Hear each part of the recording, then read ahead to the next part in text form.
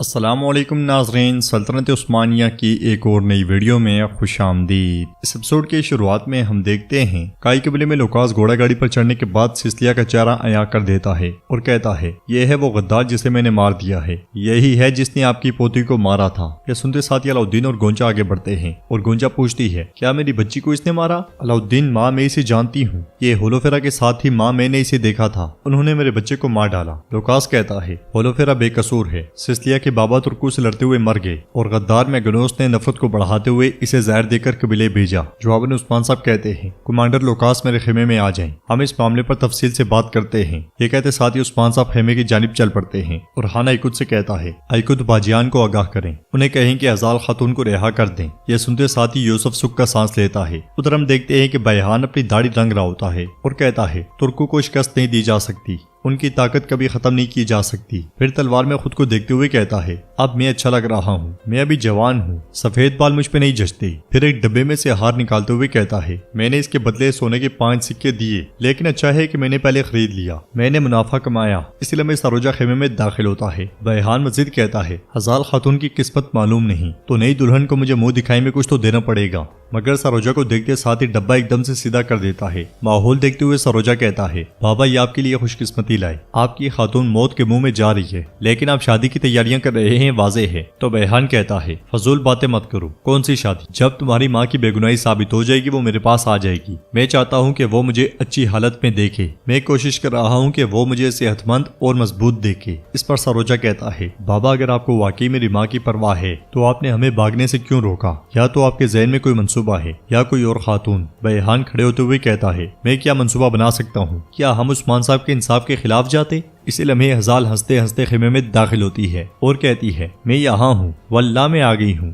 ماں کو دیکھ کر سروجا بہت خوش ہوتا ہے، مگر بیہان کو زیادہ خوش دکھائی نہیں دیتا۔ ہزال کہتی ہے، میری بے گناہی ثابت ہو گئی، میری بے گناہی ثابت ہو گئی۔ سروجا اسے گلے لگاتے ہوئے پوچھتا ہے، انہوں نے آپ کو کیسے آنے دیا ماں؟ تو ہزال کہتی ہے، میں تمہیں سب کچھ بتاؤں گی۔ پھر بیہان کی داڑھی پہ رنگ دے کر کہتی ہے، یہ کون ہے؟ جبکہ میں ایک تاریخ زندان میں تھی، آپ یہاں داڑھی سنوار رہے تھے؟ ویسے آپ کو یہ اچھی لگ رہی ہے، لیکن مجھے بچانے کے بجائے کیا آپ نے نئی خاتون سے شادی کرنے کے بارے میں تو نہیں سوچا؟ کیا یہی وجہ ہے کہ آپ نے جوان نظر آنے کی کوشش کی؟ تو بیہان کہتا ہے، نہیں میری خاتون، یہ داڑھی میں نے تمہارے لیے ٹھیک کی ہے اور میں تو جانتا تھا کہ سچ سامنے آ جائے گا۔ سروجا کہتا ہے، دیکھیں ماں، بابا نے آپ کے لیے کیا لیا ہے۔ یہ کہتے ساتھ ہی وہ ہار نکال کر ماں کو دکھاتا ہے۔ ہار دیکھ کر ہزال بہت خوش ہوتی ہے، مگر بیہان کا منہ لٹک جاتا ہے۔ سروجا مزید کہتا ہے، انہوں نے سونے کے 5 تھیلے خرچ کیے ماں۔ ہزال ہار لیتے ہوئے کہتی ہے، حضور کیا واقعی؟ جواباً سروجا کہتا ہے، واقعی ماں، واقعی، سچ میں انہوں نے کہا کہ تمہاری ماں اس کے قابل ہے، وہ ہر چیز کی مستحق ہے، انہوں نے کہا۔ یہ سن کر ہزال غمگین ہوتے ہوئے کہتی ہے، میرے حضور، میرے سردار،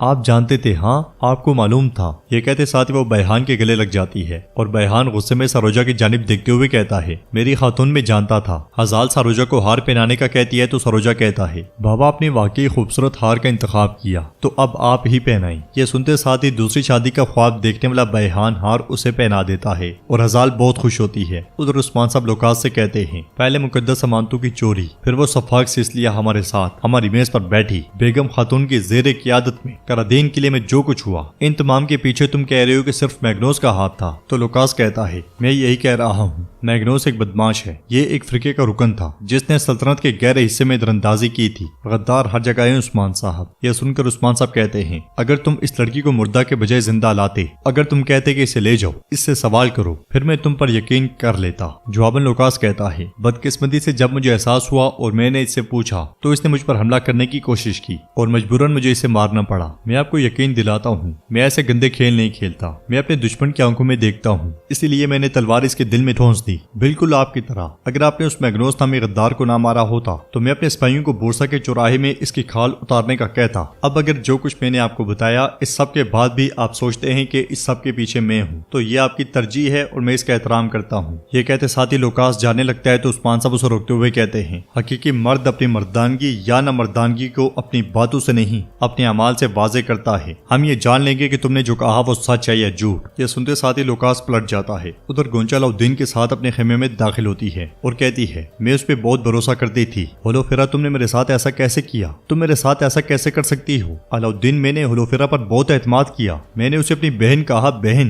علاؤالدین اسے پرسکون کرنے کی بہت کوشش کرتا ہے، مگر گونچا रोते हुए कहती है, वो हमारी बच्ची की मौत का सबब बनी अलाउद्दीन। तो अलाउद्दीन उससे कहता है, पुरस्कून हो जाओ गोंचा, होलोफेरा इसके बारे में नहीं जानती थी, वो कैसे जान सकती थी। गोंचा खुद को छुड़वाते हुए कहती है, उसे जानना चाहिए था। ये कहते साथ ही वो चीजें फेंकने लग जाती है और मजीद कहती है, मेरी बेटी मर गई है, तुमने मुझे मेरी बेटी के कातिल के साथ एक ही दस्तरखान पे बिठाया, हमने एक ही खाना खाया, देखो मेरी बेटी नहीं है। अलाउद्दीन फिर से उसे पुरस्कून करते हुए कहता है, वो तुमसे मोहब्बत करती थी, तुम उससे मोहब्बत करती थी, तुम्हारे अच्छे ताल्लुकात थे गोंचा। मगर गोंचा कहती है, खत्म हो गए, खत्म अलाउद्दीन, खत्म, दोस्ती खत्म, वो मेरी बेटी की मौत का सबब बनी। अलाउद्दीन भी उसके सामने बिल्कुल बेबस हो जाता है। दूसरी तरफ उस्मान साहब अपने घर वालों और सदरान के साथ मौजूद होते हैं। वो भाई सुंगुर से कहते हैं, तो तुम कह रहे हो कि वो हमारी तिजारत को खत्म करने और रियासत की ताकत को कमजोर करने के लिए लुकास के साथ ताउन कर रहा है। जवाबन भाई सुंगुर कहता है, हुजूर ये सच है। यह सुनते साथ ही उस्मान साहब आगे बढ़ते हुए कहते हैं, करासे साहब, यानी आप हमारे पीछे घटिया मामलात कर रहे हैं। हाँ, बाला खातून कहती है, हुजूर ये दूसरी बार है, मुकद्दस अमानतों के हवाले से हमने जिस तरह उसके दुम पे पांव रखा। फिर उरहान कहता है, उसका हसद अच्छे से आश्कार हो गया है। जेरकुतई कहता है, आज हमें तिजारत के जरिए गिराया जा रहा है, कल किसी दूसरे महाज से गिराएंगे, अब करासे सुकून से नहीं बैठेगा। यह सुनकर उस्मान साहब कहते हैं, सदरान आप क्या कहते हैं? तो गेंजर पे कहते हैं, मैं कहता हूँ कि कल के बारे में कल सोचें,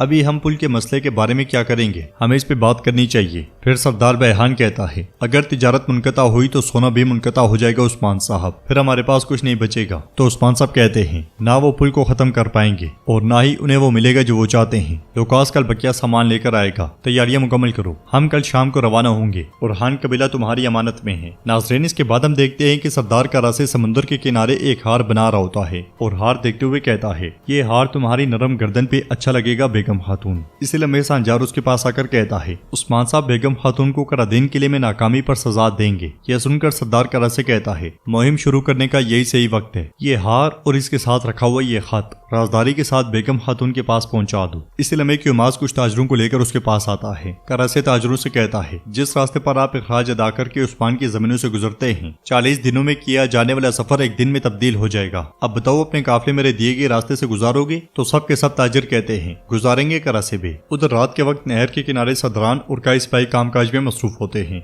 इसी लम्हे उस्मान साहब वहाँ आते हैं। अलाउद्दीन उनसे कहता है, हुजूर सब कुछ मुकम्मल है, अब हम क्या करेंगे? तो उस्मान साहब कहते हैं, गीदड़ों के ठिकाने पे बेड़ियों की तरह हमला करेंगे। नाज़रीन, इसके बाद हम देखते हैं काई कबीले में फातिमा बाला खातून उरहान और गोंचा के पास जाती है और खत उरहान को दिखाते हुए कहती है, ये सिलसिला के पास से निकला है और होलोफेरा की तरफ से है। खत पढ़ने के बाद उरहान बहुत परेशान हो जाता है और गुस्से में खत मसलते हुए कहता है, लुकास वो जबरदस्ती होलोफेरा की शादी करवा रहा है। बाला खातून कुछ कहने लगती हैं तो उरहान कहता है, हरगिज मुझे रुकने को मत कहिएगा माँ। जवाब में बाला खातून कहती है, कबीला मेरी अमानत में है बेटी, जाओ और मेरी बहू को ले आओ। गोंचा रोते हुए उरहान से कहती है, आप उस शादी में जाएं, लेकिन ये बहुत खतरनाक है, आप यकीनन आग की तरफ जा रहे हैं। ये कहते साथ ही गोंचा जाने लगती है तो उरहान कहता है, ऐसा मत करो बहन, आप होलोफेरा से बहन जैसा प्यार करती थी। जवाबन गोंचा कहती है, यही तो बात है, इसी चीज का तो दुख है, एक तो बेटी और दूसरा मैंने अपनी बहन को भी खो दिया। ये कहते साथ ही गोंचा चली जाती है। उधर हम देखते हैं कि गहरी रात में उस्मान साहब और उनके साथी नहर पार कर रहे होते हैं। कोई पानी में से और कोई बेड़े पर से आगे बढ़ रहा होता है, मगर सब बहुत ज्यादा मोहतात होते हैं। तो नाज़रीन, इसके साथ ये एपिसोड भी इख्तिताम पजीर होती है। अगर आपको वीडियो पसंद आए तो वीडियो को लाइक कर दें, चैनल को सब्सक्राइब करें और बेल आइकन पर क्लिक करना मत भूलें। इंशाल्लाह मिलते हैं नेक्स्ट वीडियो में, तब तक के लिए रखें अपना और अपनों का बहुत ज्यादा ख्याल। अल्लाह निगहबान।